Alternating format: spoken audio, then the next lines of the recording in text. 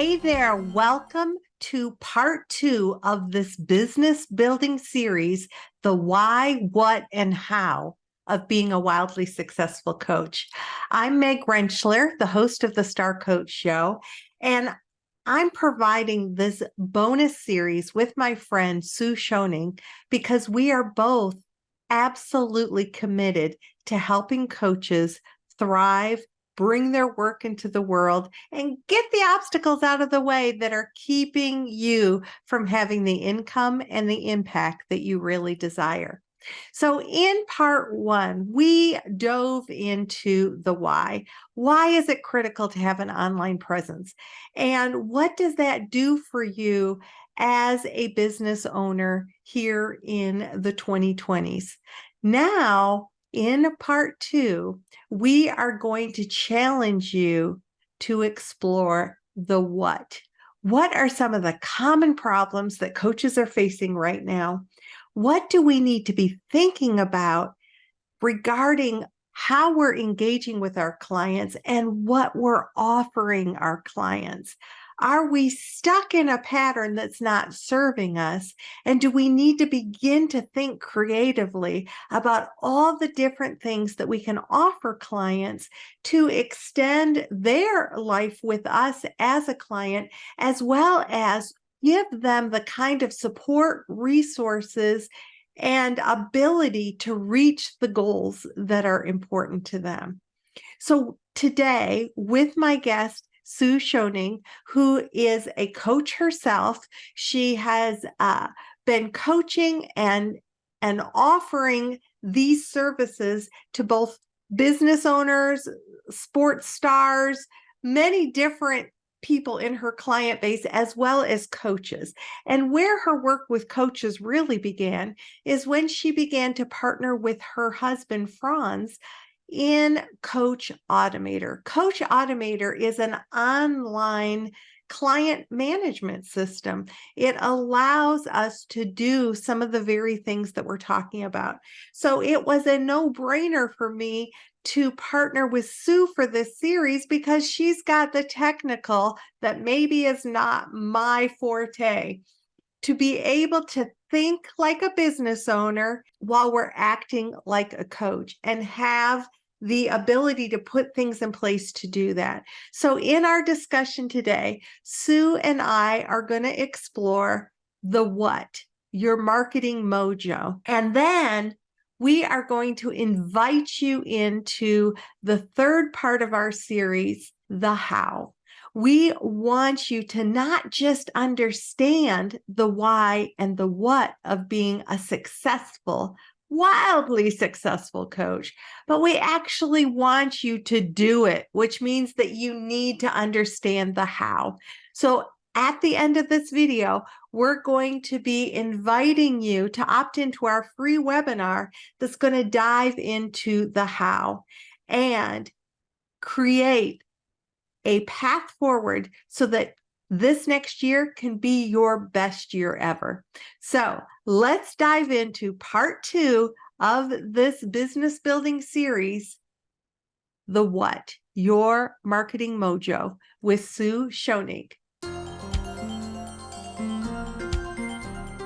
Sue, welcome back to the Star Coach Show. I am so excited to continue our series. Meg, thank you. I had such a lot of fun last week, and I'm really excited about what we're going to be speaking about today, because last week was really about the why you want to be online, but today we're going to dive into some of the what, and I think that's going to be an exciting conversation. I agree. We really want to be able to discover our marketing mojo as a coach and realizing that most of us who go into coaching don't necessarily go in for the marketing aspect. As a matter of fact, we often hear from coaches, I hate the market. Can't I just coach? Can't I just coach? Well, we want people to coach. We want to be able to have full calendars to be able to do what it is that we love to do. And through that, we've got to zero into the business side of the business. And that's what our conversation is going to be about today. So with that, what do we need to be thinking about? The thing that I think we all need to recognize is coaches their own best kept secret. They are experts in stealth marketing. And what you've just said about coaches that I just want to coach, I feel uncomfortable with selling or I feel uncomfortable with marketing. Coaches really don't like having these marketing conversations and these selling conversations. And because they don't enjoy it, most of the time you're going to hear, I got into this business because I enjoy the work that I do with the client. I enjoy helping people. That's where I want to focus. But you're so right. In order for them to do that work, we need to get them out from underneath the radar and start telling people about what it is that they do so that people can find them and buy them. It's as simple as that. We've got to let people know what it is that we do. And so what we thought we would really need to zero in on today is, how do you think as an entrepreneur? Or many times it's a solopreneur, but what do we need to be thinking about? And we want to start with some common problems. So what are some of the common problems that maybe we have inadvertently sunk into as coaches, that just evoking awareness about that might begin to change the way that we engage with it? So I think there are a few of those problems. And one of them is that coaches are taught how to coach, and they're very good at what they do as coaches, and they do phenomenal work. I take my hat off. I've seen some amazing, amazing coaches and the work that they do. But they have to actually act like a coach, and they really need to make that switch to start thinking like a business person. Because the minute you launch yourself as a coach out on the open market, whether you're doing executive coaching or life coaching or wherever you're positioning yourself, you've got to think that, yes, you're a coach. That is what you do, but you are running a business. And you need to put on your business hat. Now, for a lot of coaches, it's quite difficult because they're chief cook and bottle washer, so they've got to be all things to all people, which means that they've got to know how to market themselves. They've got to know how to have sales conversations. They've got to know how to generate marketing leads or sales leads. They've got to be able to write decent copy so that they can put together landing pages and sales pages and emails and all of this. Let's not forget the tax man. You've got to know how to do your taxes at the end of the year. How do you invoice out for your people? How do you create products? All of these things.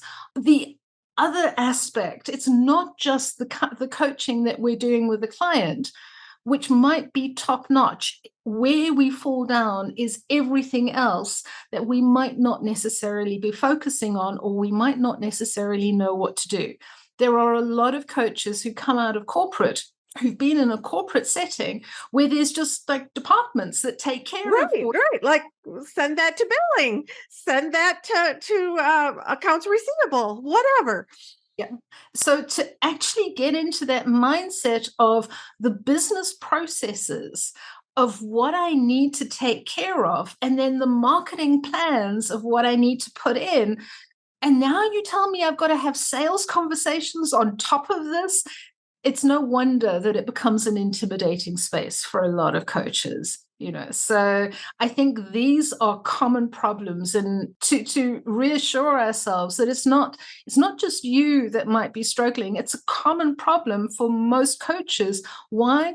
Because coaches coach. They don't necessarily have that business skill behind them. But here's the good news is it can be learned, and it can be developed, and it can be created. So it's not something, if you don't have it, you're never going to have it. Right. And there are systems in place, and there are products available that help us be able to navigate those kinds of waters that might feel intimidating.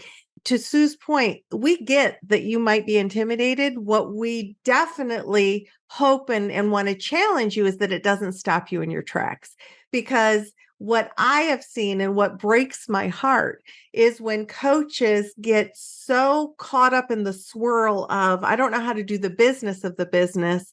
So I'm not going to do this anymore. I'm going to go back to a 9-to-5 job. And there's nothing, if that's what that works for you, that's fine. There's no judgment here. But if your desire is to be able to thrive in this entrepreneurial space, Sue and I want to help give you some tools to do that. So what I'm about to talk about is that whole let's give them a tip on this mindset shift about you contract with somebody for 6 months and it's sort of so that's where that's where I was sort of leading with this. So Sue, one of the things that we talked about is that as coaches, we might need to shift our mindset a little bit about the way we engage with clients. What are your thoughts about that? So that is a really important point. Most coaches, what they are taught is they're taught to engage with a client for a 3 or a 6 month journey where you work through a series of objectives and you get to a certain goal. And then at the end of that, the coaching contract is finished and it's bye-bye client. Now, here's the problem with that, is that you as a business owner now have to go out and you have to find new clients, and you're always in this cycle of trying to find a client, converting a client, spending 3 to 6 months with them, end of contract, and starting all over again. And it is a never-ending journey because it breeds a lot of desperation, fear, and I'm coming to the end of the contract, and now what? And for those of you who've been in that space, you know it is such an uncomfortable place to be in, knowing that you've got contracts that are coming up, you have nothing in your pipeline, and you're going to have to go out there and try and find new clients. We need to shift from that perspective to how can I keep this client in my ecosystem? So this coaching journey might have come to the end, but that doesn't mean I say goodbye to the client. It is, what else can we do together? How else can we grow together? Where is this journey going to take us together? And we want to make that shift from contract-based coaching to building the relationship. Because once you've got that relationship, here's the reality of it. It takes a lot of time and energy, effort, blood, sweat, and tears, sleepless nights, money sometimes, for every new client that you've got. And the conversion, you've got to think, trying to find a new client and then converting them to doing work with you, those statistics are quite low. Now imagine you've got a client who's gone through a coaching journey. They've had a tremendous experience with you. It's been a wonderful journey. Now, at the end of that coaching journey, when you turn around and say, this was just a fabulous experience with you, I'd like to work with you in this area or this area. They know you, they like you, they trust you, they've had a good experience with you. They are 50% more likely to buy whatever it is you put in front of them. And that is the power of the ecosystem. And so coaching is what you do. And we have to make that mind shift to, I'm running a business as well. So the two of them work hand in hand. And I think that is a really important shift that coaches need to make. And when we think about just in general, good business sense, it being so much more expensive to move a prospect to a client, 10 times more expensive to move a prospect to a client than to keep an existing client. So with that, we might very well begin to think about, well, what are we offering to keep clients happy, to help them succeed? Because it's not for anybody who's thinking, well, what if the client's ready to go? Well, if the client's ready to go, the client's ready to go. Sue and I are saying, what are you offering to help extend their growth, to help extend their ability to meet goals? And what kinds of products are you potentially offering? So we're doing this series towards the end of the year to help set you up for success, to give you time to think about, what do I want to offer my clients? What is it that what could I potentially expand into, so that as I roll into the new year, I have a series of offerings for my clients. I have different things that create the kind of experience that makes my lifestyle what I want, and therefore really also creates the kind of thing that I want my clients to have as well. So with that, as we grow our clients, as we think about what we can do through this next several months and move into a year of profitability and expansion, so what are some of the things that the coaches you work with offer to create a plethora of experience for their clients? Great question, because think touch points. Think of creating different touch points for your clients to experience a different aspect of you. So most coaches, what they do is they offer like one-on-one coaching, or a 3-month package, or maybe a 6-month package, or group coaching. And that's where the experience ends. But now think what we've just said, that you've got the client, you've spent a lot of time and energy getting to know this client, working with this client, servicing this client. You've built up a relationship with them.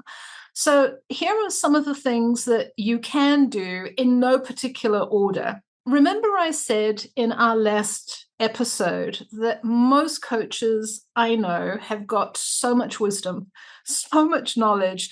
It's like it oozes out of their pores.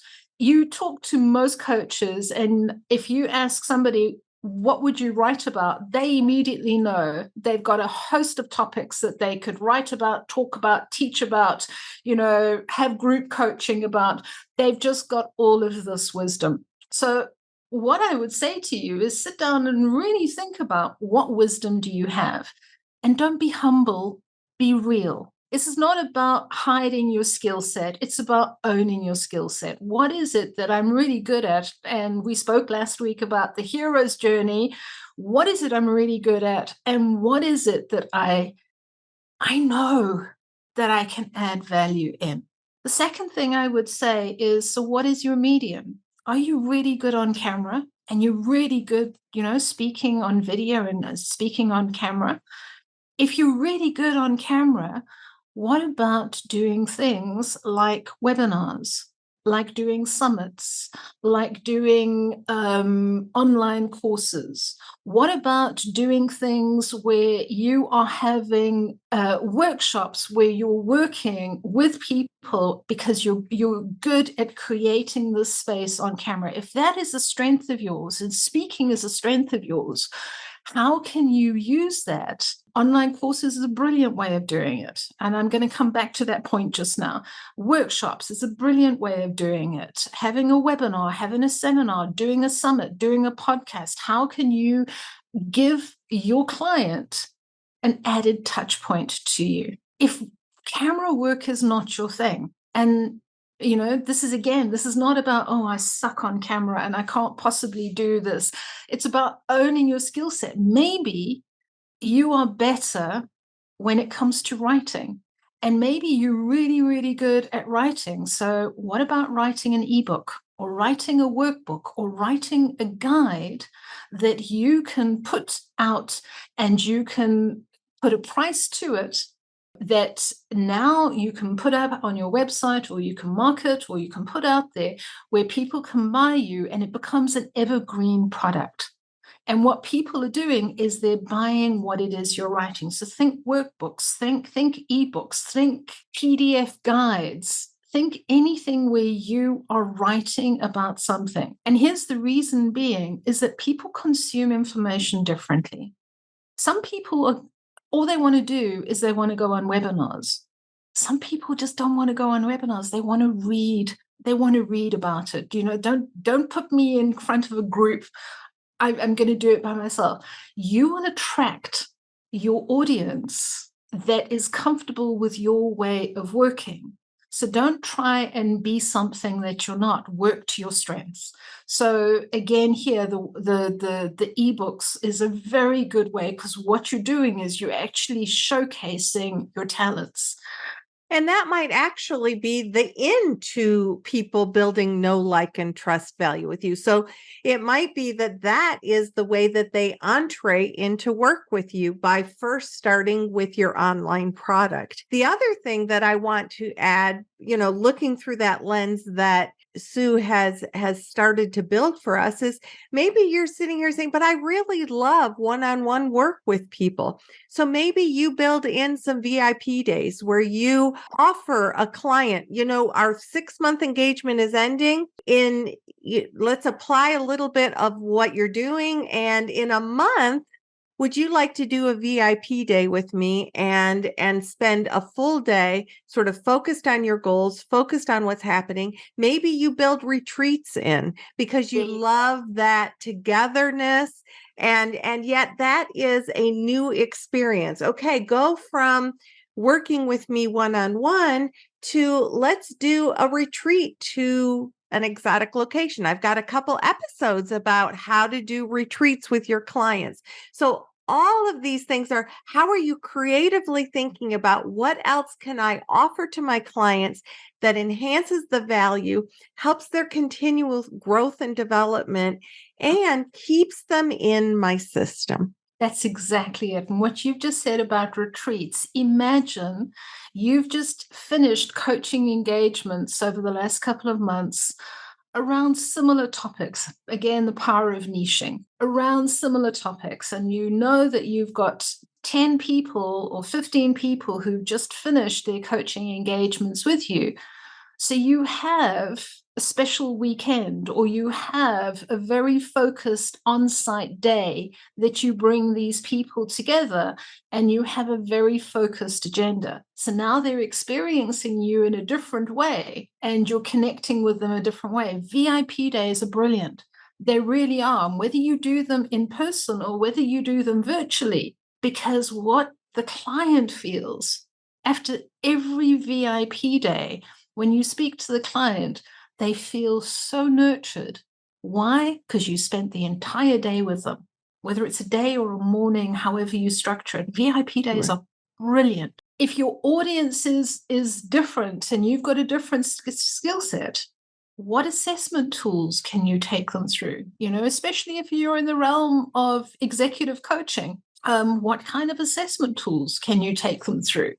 And what kind of feedbacks can you give them? And you build those in. So it really is about saying, what is my particular strength? Do I speak better? Do I talk better? Do I present better? Am I great at thinking on my feet? Am I better one-on-one? And don't knock the one-on-one, because there's a lot of power that comes from that one-on-one. Oh, certainly. And here's the other thing: ask your clients, what would you like? Where would you like us to grow from here? So there are just so many things of what you can do. I said to you, I would come back to online courses. So we spoke about the olden days last time. So the olden days, everything was, in person, and, scones and tea at break, and having to cater and all of those things, and venues, and there was a great romance around all of that. And then we had this whole virtual scramble where we had to go online, and everybody went online. Everybody was like, they were courses on how to do handstands, for heaven's sakes, and how to make banana bread, and we were all doing everything self-study. So there are a number of things that we need to understand about courses, is that the full self-study course is waning in popularity. And last week we ended up on this word. We talked about hybrid. So if we're going to be doing any kind of online course, the buzzword for the next year is it has to be hybrid. And what that means is that it has elements where they go online and maybe they watch a couple of videos online, they can download their books or their workbooks online, they can self-pace certain parts of the course, but that there are experiences that they can connect with you personally. And whether that's through live group work, whether that is through one-on-one follow-ups, whether that is, we're going to pace that we have check-ins throughout the course, there has to be this personal interaction, because studies are showing, and this is where it becomes quite frightening, is that if it's a pure online course, less than 30%, and sometimes even less than 20% will actually get more than halfway through. And the reason being is because we're all busy. We intend to, and I'm going to do it. And this weekend, oh, I'm tired. Tomorrow, I promise myself. But, if we fail at diets, we know we're going to fail at committing to doing our online study. And they found that unless there's a really big reward at the end of it, people were probably not going to finish their self-study course. And reward being certification, or you get this certificate, or, these letters after your name at the end of it. But they found that the more engagement that you put in there, the more hybrid you make it, now the more your completion numbers go up. And so you might be in a place, I don't mean to step on you, but you might be in a place of, and I doubt that any of you are thinking this, but if any of you are like, well, but they already bought it, so what do I care if they go through the whole thing or not? Well, because you want the results that your course brings. And the way that we get raving fans is the way that we get people through whatever it is that we're offering. So if only 20% of your people are making it through your course, you're not really getting the results that you want. And it comes down again, I think, to value. Is coaches are a crazy breed of people where they really hook into, but how is this benefiting the client? I found that other industries, well, they bought the course, they spent the money, who cares? I got the money, that's fine. Coaches don't think that way. Coaches tend to go, well, why aren't they engaging with the course? What is it that they're not getting out of it? And generally, what we need to do is realize that it's not what you're putting out there. It is, life is busy and crazy for all of us. So give your clients routine and ritual that they can hook into that's going to get them over the finish line. Because that's what we do as coaches, is we get our clients over the finish line. And as Meg says, there's another reason, is because at the end of that, it boosts your credibility, it boosts your visibility, but now you want to be able to go to that client and say, I've got another really stunning journey for you, and take them through another process. Now, when we talk courses, it doesn't have to be like a year's program. It doesn't have to be a long. I want you to think that, what if you did a challenge? Join me on a 7-day challenge, and we're going to craft our career goals. I'm just talking off the top of my head. Or, you have a 7-day challenge or a weekend challenge that is very applicable to your audience. One of the things that I do in my coaching practice, because as you know, I have the coaching practice on the side. One of the things I do at the end of every year, it's a 4-day challenge. And what we're going to do is we're going to declutter. We're going to declutter our offices because we all work from home. We're going to declutter space because we're all carrying debris from the year and chaos from the year. We're going to declutter our fridges, because we're just going to declutter our kitchen and our fridges. And it's a declutter weekend.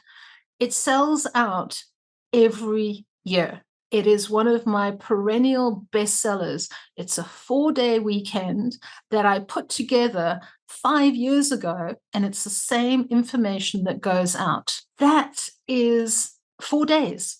Mhm. It doesn't have to be a massive course. If you're going to do anything that is over 3 or 4 weeks, make sure it's got a hybrid component to it.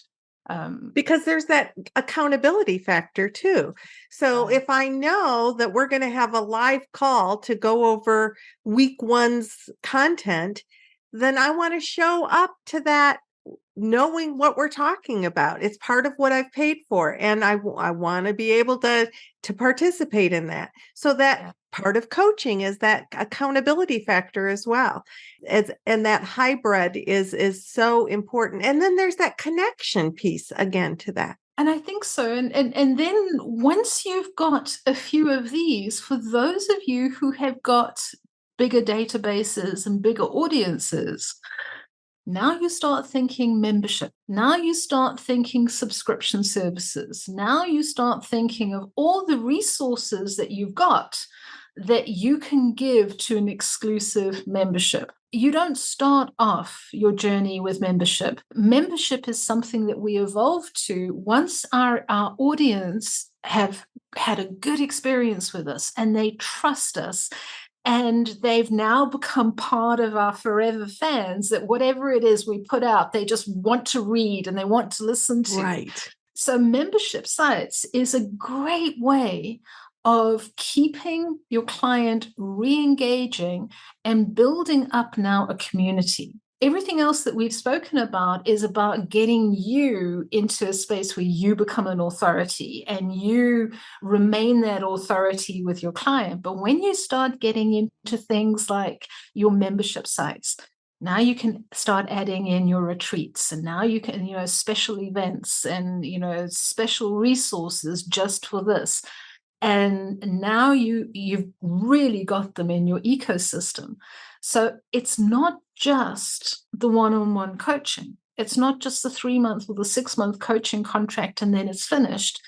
There is such a smorgasbord of services that we can offer to our clients that keeps them re-engaging. It is, and on this one, I do want to say it's not about flogging anything and getting the bucks. It's about how am I providing value in a way that my audience needs to absorb it. So good. So to your point, I had weekly Star Coach shows for 4 years before I ever opened my membership site. And it was giving that value, being, and then listening to what did my audience need? What was the next level for my audience? And so the next level was, well, let's engage with some of the guests that are on the show. Can I actually talk with them and ask them questions? Yes, that's what we do in the membership site. Meg, I need to ask you questions directly because I'm spinning and I know, like, and trust you. Okay, then be a member and you'll get access to me. We feel isolated. We feel overwhelmed trying to do this all by ourselves. We need a coaching community. Well, then that's what the community is all about. In addition, that's how it all evolves. And it's so amazing. And the community has such a sense of connection, and it's one of my favorite places to be because they're all like-minded, heart-centered, and are taking their coaching to the next level through the community. But to your point, it wasn't something, I didn't start the show and start the membership at the same time. It was building that connection with my community and then saying, I'd love to invite you into a deeper experience. Join membership so that you can have that experience with us. It's such an important thing. We've got a client who did something similar, and what she did was she offered a coaching coffee morning every week for something like 6 years before it evolved into what it is that she's providing now. And because what you're doing is you're establishing your authority, your trust factor, your credibility, that you know what you're talking about, your expertise. And the beautiful thing then is once you've actually taken your audience into that membership area, collaborations, connections, all of these kind of things start to spring up like mushrooms, that coaches then realize they're not alone. They are in an ecosystem. And if they don't have it, maybe Sally knows, or this one knows, and they can start to have JVs and collaborations in the true sense of the word. And they're connecting to build coaching hours. They're connecting to build partnerships. They're connecting. So it is this process. And the other thing that I want all of you to think about as we think about the business of the business is that when you offer things at different price points, you're inviting people into your ecosystem at different levels as well. So if I meet Joan tomorrow and I invite her into my year-long program that is a substantial investment, yes, she's going to get the value from it. But who am I to her? Now, if in fact she has followed my show for years, she's joined the community, she's part of the community, she wants to get that next level, I've got different levels all the way up to engage with my audience where they're at that time, and to maybe challenge them to move to the next level, because I believe that it's what's going to help them meet their goals. So you want to be able to offer things at different levels and invite people into your world at different levels. That's golden, because they come in not knowing you. So you give them resources and you give them content that make them go, oh, maybe this is worthwhile of my attention. And then I want to have a conversation with this person, but I'm not ready to drop that much money on her. So let me taste this first. Okay, then let me go to the next level and the next level. There are a few clients who will come straight to you and they will drop the money. That's great. But there are also clients who will turn around and say, I want to taste you at the $50 or the $100 mark before I'm going to drop 10,000 on you, which actually is as it should be, because it tells you they're doing their due diligence and they're doing their discernment as well. Right. So the word to remember is touch points. Now, depending on the niche that you're in, it can take up to 11 touch points before a client or a prospective client actually knows who you are, until you actually penetrate into their brain. Oh, I've seen her here. Oh, yeah, I've seen her here. Oh, yeah, she was on Facebook or on LinkedIn or whatever. We've got to think of, how are they going to engage with my name? So there's a few points that I kind of think that if we've got time. Yes, let's dive into that. So last week we spoke about identifying the target audience and how important it is. So today I'm going to say, take it one step further. And what is your unique selling proposition? It's called a USP. What is it that makes you unique at what you do? Because here's the reality. We know as coaches, there are hundreds of coaches, maybe thousands of coaches who do what you do.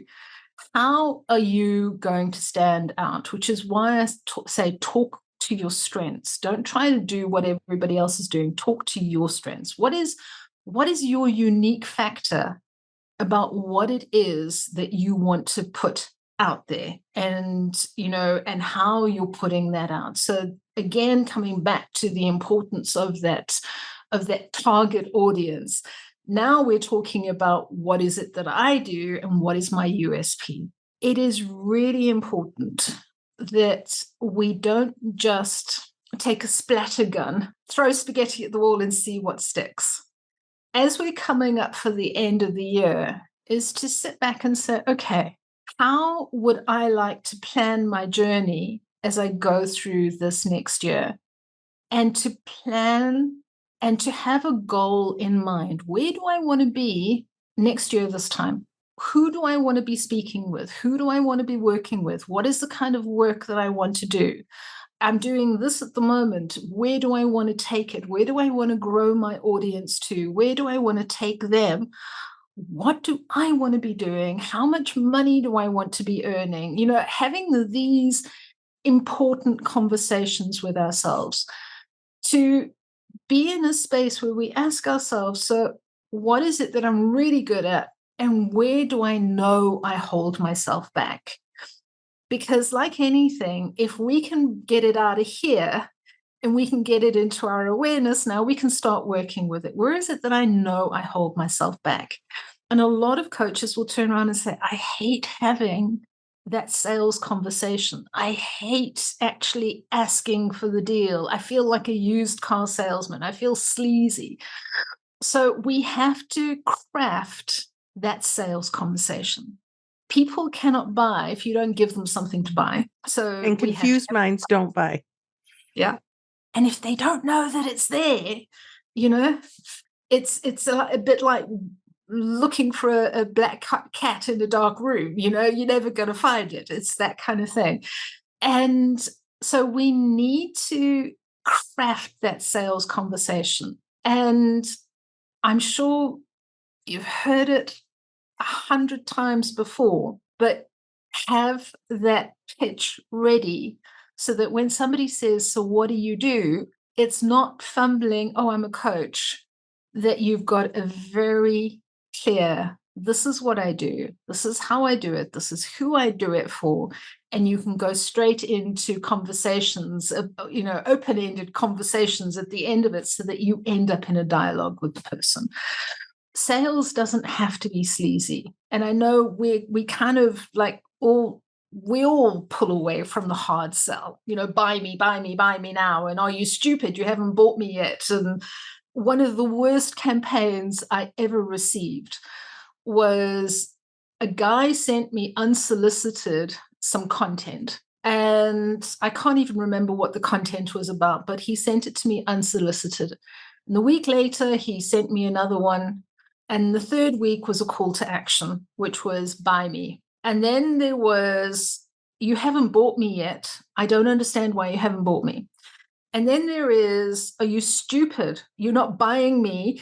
And then there is, are you a thief? You're just taking my content. And that was just, we don't do that. No, so we don't do that. And sales is not that. That is, that's going to get you blocked. There is such a thing that I like to call the heart-based sell, which is what I think most coaches respond to, which is not, you're missing out if you don't take this and you're stupid because you haven't bought me and what's wrong with you. It is more around what you need and what you're looking for and how I can serve you, as opposed to why aren't you buying me? And that difference, how I can serve you, takes you out of the sales conversation and it takes you into the giving value conversation, which is right where coaches excel. And so we craft that. It doesn't come naturally. We craft it so that you feel comfortable in actually saying, are you ready to talk about going further? Are you ready to make a commitment without you feeling like you're pushing it on the client? Because here's the reality, as you say, if I don't ask and you don't know that it's on offer, there's nothing to buy. And then you see that person buy from a competitor who was very clear and they didn't maybe even have the know, like, trust with that person that they have with you, but they didn't know what you were offering. So clarity and being able to speak your offer unapologetically, not sleazily, but just this is the need, this is how I meet the need, and let people know. Do not cover it up with a bushel basket. People need to know what you have to offer. And to be very clear of, there is a value in what we're offering. We're offering powerful, transformational, transactional, transitional, whatever it is, but we're offering life-changing things. Yes.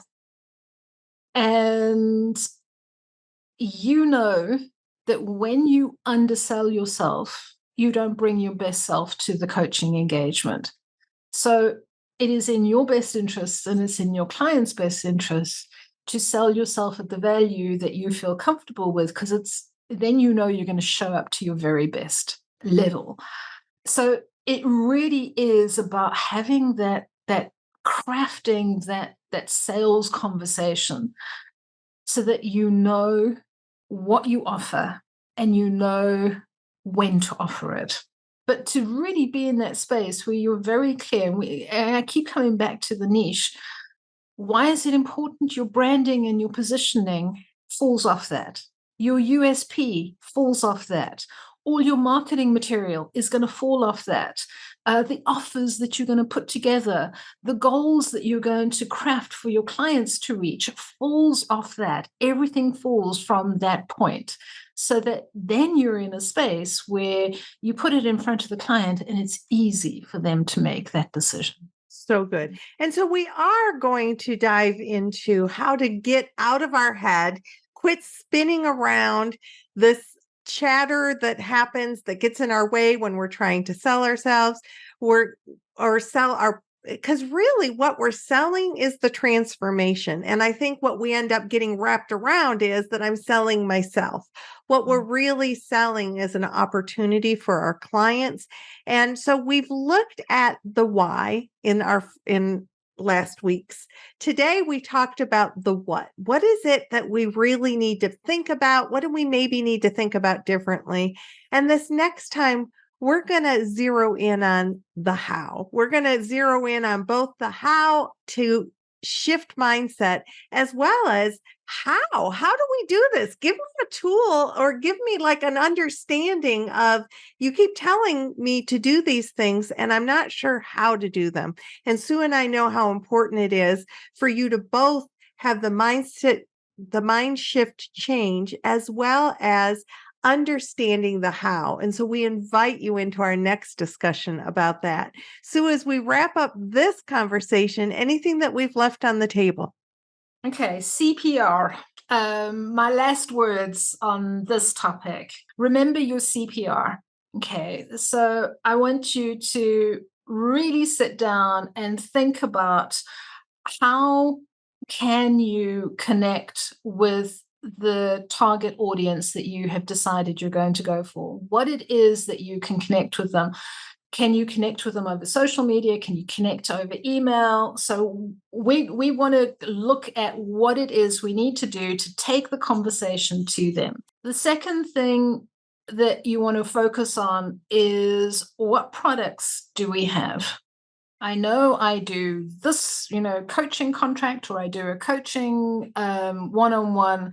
What products do I have in my stable? And what products would I like to have? Maybe I'd like to have an ebook. Maybe I'd like to have an online course or a retreat. What are the products that I'd like to have? And the R stands for resources.